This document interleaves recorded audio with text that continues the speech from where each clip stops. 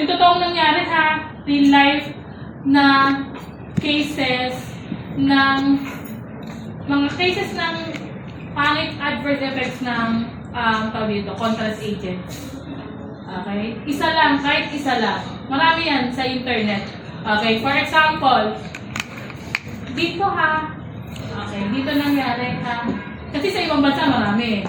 Okay, yung dito, cases ng mga contrast agents. Para may idea kayo na ay possible pala yun. Okay, yun nangyayari. Tapos, may G-Drive na ba? Doon na lang, yung dating gawin natin. G-Drive folder. Tapos isa pa, guys, yung mga, benefits ng contrast agents.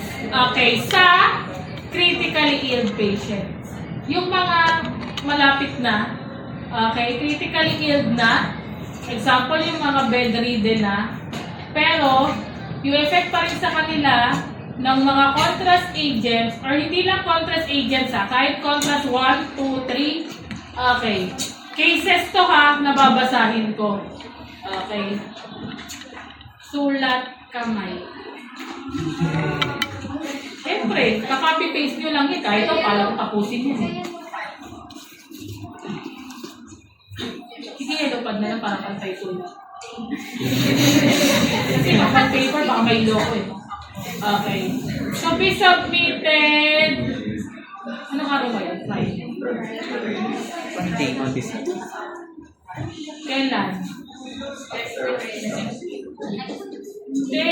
Dapat nabasa ko na yan bago matapos yung bago kayo makapag-quiz. Galingan ha. Ayusin ha. Huwag nang tamarin para at least pag nabasa ko na okay, 100 agad. Assignment yan ha. For to sa assignment. Assignment.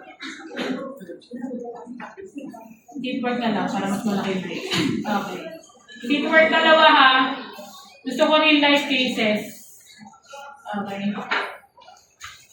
Sige na nga dun sa una, kahit ibang bansa, scary lang. Kasi pag limited ng pag Philippines. Pero kung merong Philippines, mas okay para alam niya. Pakilagay po kung saan nakuha na article. Mali ko ba kung gawa-gawa nila yung kwento? Pakilagay ha kung saan sa diba? Yun lang. Yellow paper, 2 page ha. Dalawa. Yung isa para sa benefits ng critically ill, tsaka yung isa, effects sa, as in yung mga malalang naging effects sa very rare cases ng contrast agents na ipinapahamak nila yung paggamit ng contrast agents. Clear tayo? Okay. Sulat kamay lang. Walang magka-copy-paste dyan. To be submitted by, sige, until, kailan na ulit yung ano nyo? Tuesday. May tanong ba kayo? Friday. Parang iiyak ka na ba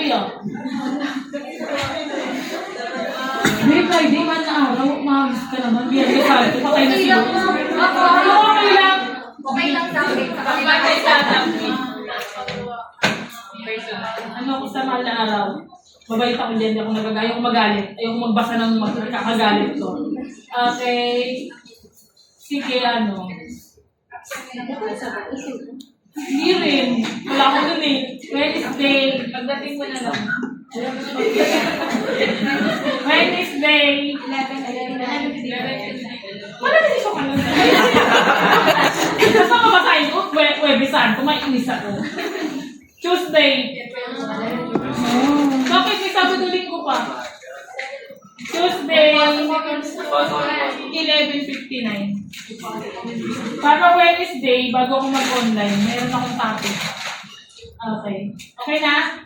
Hindi pa kayo okay, Wednesday, kasi parang tapos na yung grades nyo, maano ko nagawa. Wait, kailan ba yung exam nyo? Friday. Friday ba exam nyo, mga be? Friday, Thursday? Friday. O sige, sa Thursday na lang. Ayun na. Thursday ng... Ay, wait lang, 27 pa lang pala. 27, 28.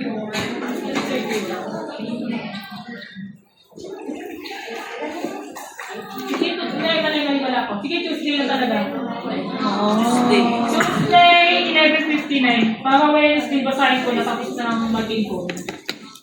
Lagay ko dito Tuesday, 11:59. Seatwork, 1 and 2. Seatwork. Tuesday, 11:59. Pag sino yung class rep, nagagawa dating gawin pa rin, G-Drive. Ayusin niyo yung sulat niyo pag yan hindi ko nabasa, bibigyan ko talaga ng coffee, maniwala ka sa akin. Kasi pag, typewriter na copy-paste, yun lang yung point ko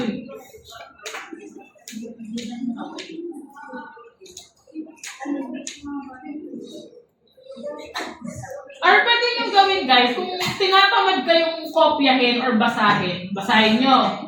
Isama rin nyo. Pwede yun. Kung sarili yung version, lagay nyo lang yung site para pag in-open ko, alam ko na yun yung story. Hindi naman kailangan na Hindi naman. Pero huwag naman yung nagpas na ng mga 10 years. Mga 5 years. Parang research lang. 5 years and up. Okay. Meron yan. Okay. Mas okay pag sa Philippines para alam nyo na nangyayari sa atin. Yun lang, sige na pack up. Sige na attendance.